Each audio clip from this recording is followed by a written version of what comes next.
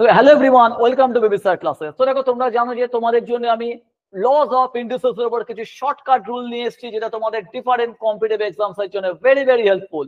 তো সেরকমই আর একটা ইম্পর্টেন্ট রুল নিয়ে আমি আজকে তোমাদের জন্য চলে এসেছি। পরীক্ষা দেখো, এই পরীক্ষাতে এসেছিল তোমার কোশ্চেনটা। রুলটা হচ্ছে a by B whole to the power minus M, তাকে আমি লিখতে পারবো b by a whole to the power m।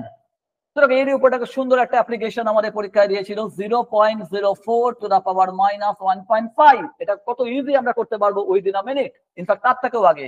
দেখো 0.404 কে লেখা যাবে 4/100 whole to the power minus 1.5। 4/100 কে আমি দেখো লিখতে পারি তোমার 1/25 whole to the power minus 1.5 কে লেখা যাবে 3/2।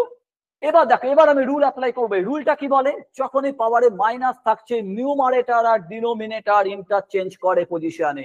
মানে কি, ডিনোমিনেটর চলে যাবে নিউমারেটরে, নিউমারেটর চলে আসবে ডিনোমিনেটরে, আর এই মাইনাসটা দেখো ডিসঅ্যাপিয়ার করবে। এইটাই সেই রুল।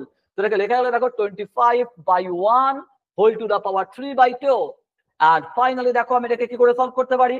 এই 25টাকে এরকম ভাবে লেখো, লস অফ ইন্ডিসেস অনুযায়ী 25 to the power half whole cube.